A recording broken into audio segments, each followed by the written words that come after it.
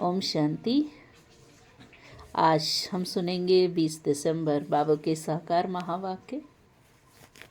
आज बाबा ने कहा, मीठे बच्चे याद में रहने की प्रैक्टिस करो। याद में रहने की प्रैक्टिस करो तो सदा हर्षित मुख खिले हुए रहेंगे। याद में रहने की प्रैक्टिस करने से सदा हर्षित मुख खिले हुए रहेंगे। बाप की मदद मिलती रहेगी, कभी मुरझाएंगे नहीं। आज बाबा ने प्रश्न किया, पूछा, तुम बच्चों को यह गॉडली स्टूडेंट लाइफ किस नशे में बितानी है? तुम बच्चों को यह गॉडली स्टूडेंट लाइफ किस नशे में बितानी है? तो आज बाबा बता रहे हैं, सदा नशा रहे कि हम इस पढ़ाई से प्रिंसेस बनेंगे। हम इस पढ़ाई से प्रिंसेस बनेंगे। यह लाइफ हंसते खेलते ज्ञान का डांस करते बितानी है। कैसे बितानी है? हंसते खेलते ज्ञान का डांस करते बितानी है। सदा वारिस बन फूल बनने का पुरुषार्थ करते रहो। ये है प्रिंसेस बनने का कॉलेज। यहाँ पढ़ना भी है तो पढ़ाना भी है। प्रजा भी बनानी है, तब राजा बन सकेंगे।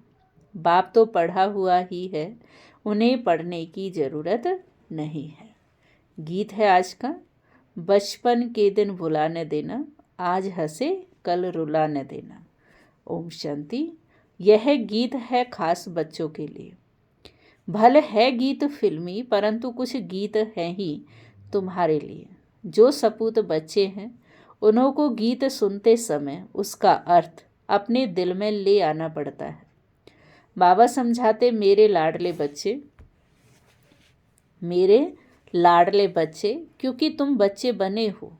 जब बच्चा बने हो तब तो बाप के वर्षे की भी याद रहे। बच्चे ही नहीं बने तो याद करना पड़ेगा। बच्चों को स्मृति रहती है, हम भविष्य में बाबा का वर्षा लेंगे। क्या स्मृति रहती है? कि हम भविष्य में बाबा का वर्षा लेंगे। ये है ही राजयोग, प्रजा योग नहीं है। हम भविष्य में प्रिंसेस बनेंगे। हम उनके बच्चे हैं। बाकी जो भी मित्र संबंधी आदि हैं, उन सबको भुलाना पड़ता है। एक बिगर दूसरा कोई याद न पड़े, देह भी याद न पड़े। देहाभिमान को तोड़ देही अभिमानी बनना है। देहाभिमान में आने से ही अनेक प्रकार के संकल्प विकल्प उल्टे गिरा देते हैं। याद करने की प्रैक्टिस करते रहेंगे तो सदैव हर्षित मुख खिले हुए फूल रहेंगे। याद को भूलने से फूल मुरझा जाता है। हिम्मते बच्चे, मददे बाप। बच्चे ही नहीं बने तो बाप मदद किस बात की करेंगे? क्योंकि उनका माई बाप फिर है रावण माया, तो उनसे मदद मिलेगी। पर रावण की मदद क्या होती है? गिरने की। तो यह गीत सारा तुम बच्चों पर बना हुआ है। बचपन के दिन भुला न देना, बाप को याद करना है। याद नहीं किया तो जो आज हंसे कल फिर रोते रहेंगे। याद करने से सदैव हर्षित मुख रहेंगे। तुम बच्चे जानते हो, एक ही गीता शास्त्र है जिसमें कुछ कुछ अक्षर ठीक है। लिखा है कि युद्ध के मैदान में मरेंगे तो स्वर्ग में जाएंगे, परंतु इसमें हिंसक युद्ध की तो बात ही नहीं। तुम बच्चों को बाप से शक्ति लेकर माया पर जीत पानी है, तो जरूर बाप को याद करना पड़े, तभी तुम स्वर्ग के मालिक बनेंगे। उन्होंने फिर स्थूल हथियार आदि बैठ दिखाए हैं।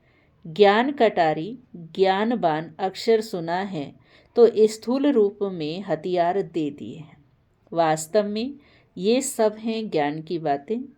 बाकी इतनी भुजाएं आदि तो कोई को होती नहीं। तो ये है युद्ध का मैदान। योग में रह शक्ति लेकर विकारों पर जीत पानी है। बाप को याद करने से वर्षा याद आएगा। वारिस ही वर्षा लेते हैं, वारिस नहीं बनते तो फिर प्रजा बन जाते हैं। यह है ही राजयोग, प्रजा योग नहीं है।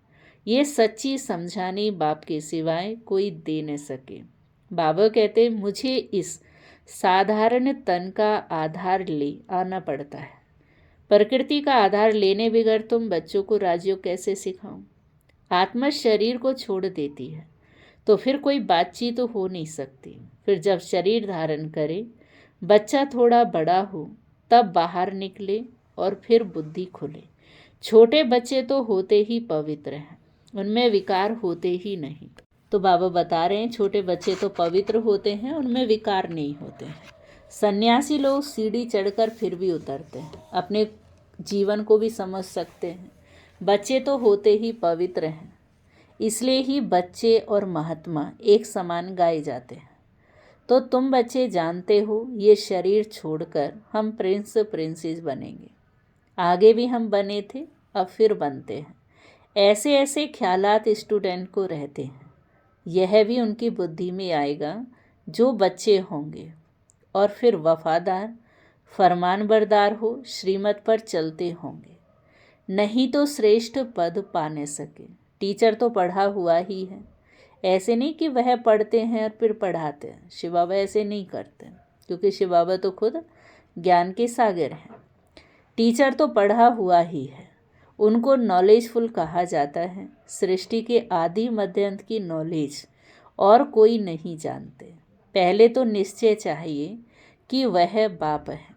अगर किसी की तकदीर में नहीं है तो फिर अंदर में खिटखिट चलती रहेगी, पता नहीं चल सकेगा। बाबा ने समझाया, जब तुम बाप की गोद में आएंगे तो ये विकारों की बीमारी और ही जोर से बाहर निकलेगी। वैद्य लोग भी कहते बीमारी उथल खाएगी। बाप भी कहते हैं तुम बच्चे बनेंगे तो देहाभिमान की और काम क्रोध आदि की बीमारी बढ़ेगी, नहीं तो परीक्षा कैसे हो। कहाँ भी मूंझो तो बाबा से पूछते रहो। जब तुम रुस्तम बनते हो तब माया खूब पछाड़ती है। तुम बॉक्सिंग में हो, बच्चा नहीं बने हैं तो बॉक्सिंग की बात ही नहीं। वो तो अपने ही संकल्पों विकल्पों में गोते खाते रहते हैं, न कोई मदद मिलती है। बाबा समझते हैं, मम्मा बाबा कहते हैं तो बाप का बच्चा बनना पड़े। फिर वह दिल में पक्का हो जाता है कि यह हमारा रूहानी बाप है। बाकी यह युद्ध का मैदान है, इसमें डरना नहीं है कि पता नहीं तूफान में ठहर सकेंगे व नहीं। इसको कमज़ोर कहा जाता है। इसमें शेर बनना पड़े। पुरुषार्थ के लिए अच्छी मत लेनी चाहिए, बाप से पूछना चाहिए। बहुत बच्चे अपनी अवस्था लिखकर भेजते हैं, बाप को ही सर्टिफिकेट देना है। इनसे भले छिपाओ ब्रह्मा बाबा से, परंतु शिव बाबा से तो खुद कुछ भी छिप न सके। बहुत हैं जो छिपाते हैं, परंतु उनसे कुछ भी छिप नहीं सकता। अच्छे का फल अच्छा, बुरे का फल बुरा होता है। सतयुग त्रेता में सब अच्छा ही अच्छा होता है। अच्छा बुरा पाप पुण्य यहाँ होता है, वहाँ दान पुण्य भी नहीं किया जाता है ही प्रारब्ध। यहाँ हम टोटल सरेंडर होते हैं तो बाबा 21 जन्मों के लिए रिटर्न में दे देते हैं। फॉलो फादर करना है। अगर उल्टा काम करेंगे तो नाम भी बाप का बदनाम करेंगे, इसलिए शिक्षा भी देनी पड़ती है। रूप बसंत भी सबको बनना है। हम आत्माओं को बाबा ने पढ़ाया, फिर हमें दूसरों को पढ़ाना है।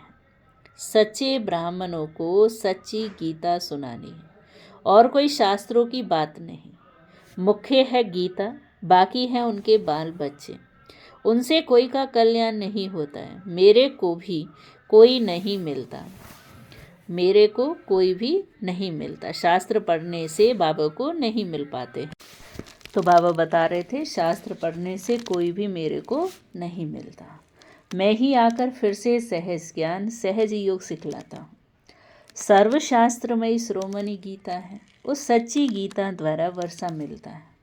श्री कृष्ण को भी गीता से वर्षा मिला। गीता का भी बाप जो रचयिता है वह बैठ वर्षा देते हैं। बाकी गीता शास्त्र से वर्षा नहीं मिलता। रचयिता है एक, बाकी है उनकी रचना। पहला नंबर शास्त्र है गीता, तो पीछे जो शास्त्र बनते हैं उनसे भी वर्षा मिल न सके।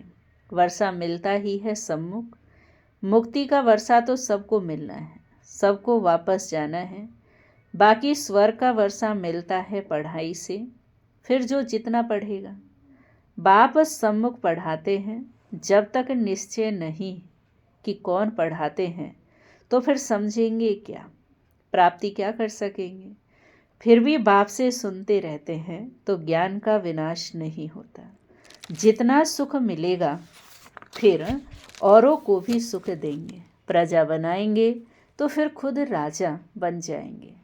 हमारी है स्टूडेंट लाइफ, हंसते खेलते ज्ञान की डांस करते हम जाकर प्रिंस बनेंगे। स्टूडेंट जानते हैं हमको प्रिंस बनना है तो खुशी का पारा चढ़ा रहेगा।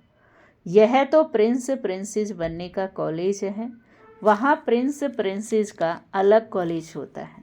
विमानों में चढ़कर जाते हैं, विमान भी वहाँ के फुल प्रूफ होते हैं, कभी टूट न सके, कभी एक्सीडेंट होना ही नहीं है कोई भी किस्म का। ये सब समझने की बातें हैं। एक तो बाप से पूरा बुद्धि योग रखना पड़े। कोई भी किस बाबा कहते हैं, एक तो बाप से पूरा बुद्धि योग रखना पड़े, दूसरा बाप को सभी समाचार देना पड़े कि कौन कौन से कांटों से कलियां बने हैं।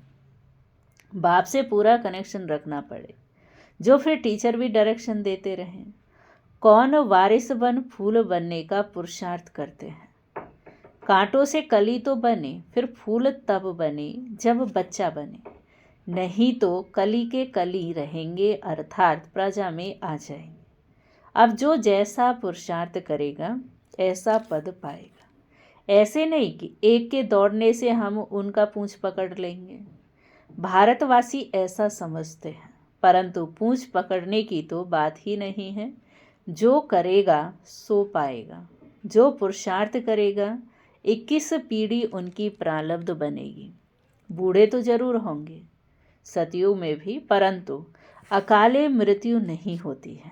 कितना भारी पद है। बाप समझ जाते हैं इनकी तकदीर खुली है, वारिस बना है, अभी पुरुषार्थी है।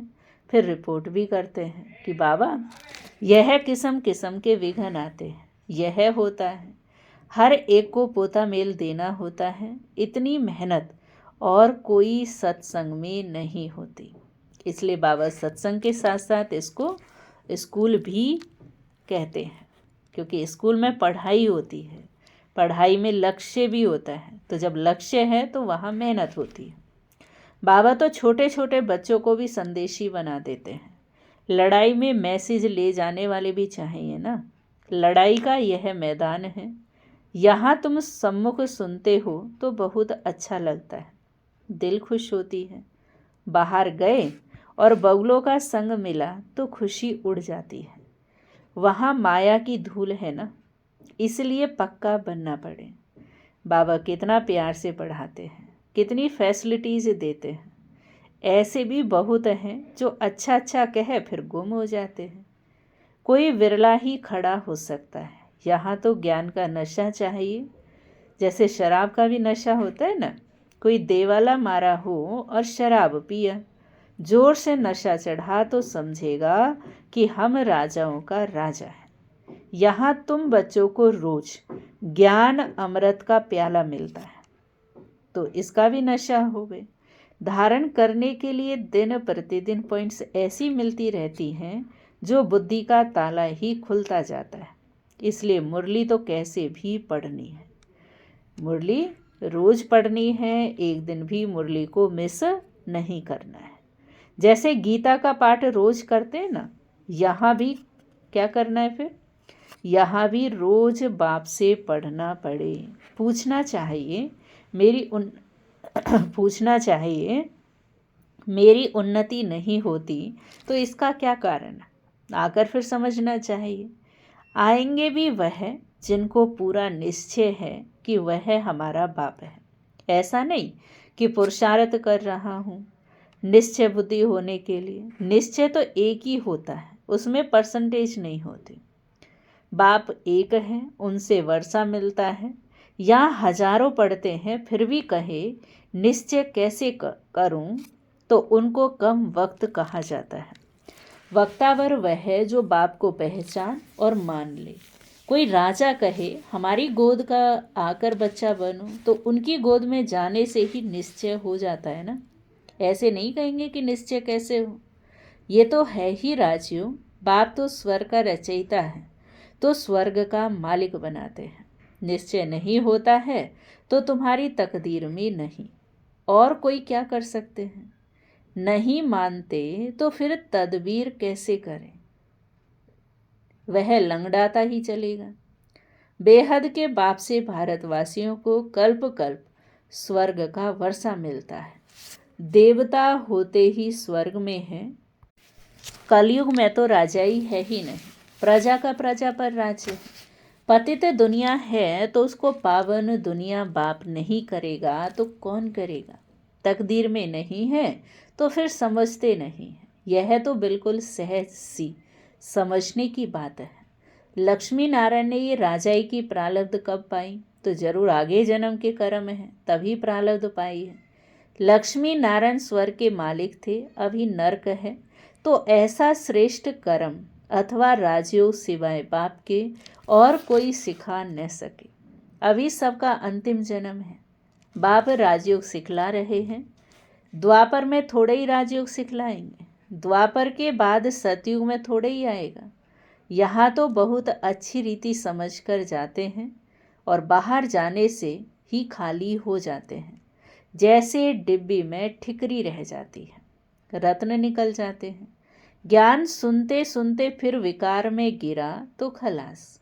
बुद्धि से ज्ञान रत्नों की सफाई हो जाती। ऐसे भी बहुत लिखते हैं, बाबा मेहनत करते करते फिर आज गिर गया।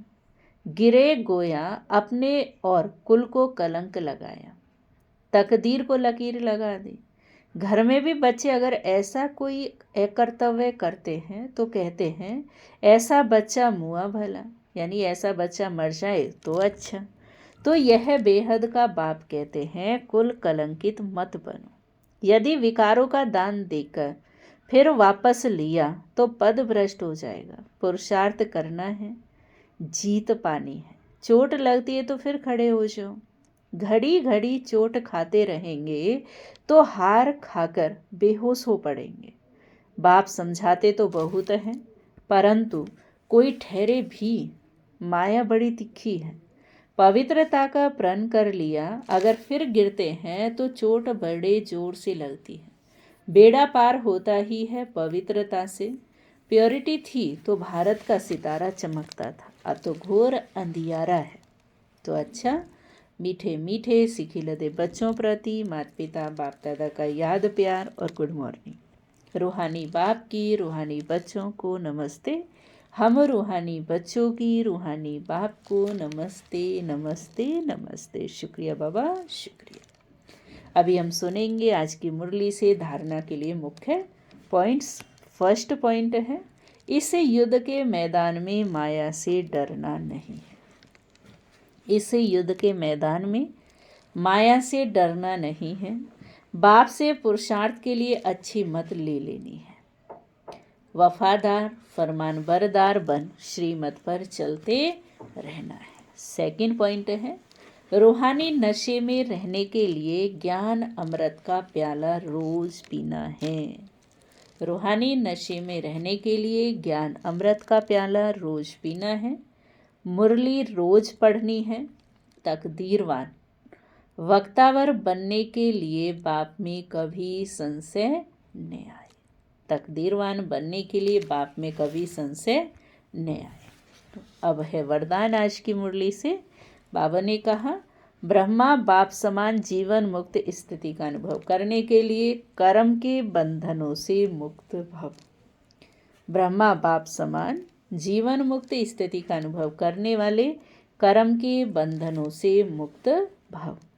ब्रह्मा बाप कर्म करते भी कर्म के बंधन में नहीं फंसे। संबंध निभाते भी संबंधों के बंधन में नहीं बंधे। वो धन और साधनों के बंधन से भी मुक्त रहे। जिम्मेवारियां संभालते हुए भी जीवन मुक्त स्थिति का अनुभव किया। ऐसे फॉलो फादर करो। किसी भी पिछले हिसाब किताब के बंधन में बंधना नहीं है। संस्कार स्वभाव प्रभाव, संस्कार स्वभाव प्रभाव और दबाव के बंधन में भी नहीं आना, तब कहेंगे कर्म बंधन मुक्त जीवन मुक्त।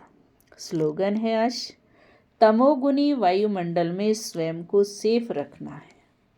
तमोगुनी वायुमंडल में स्वयं को सेफ रखना है तो साक्षी होकर खेल देखने का अभ्यास करो।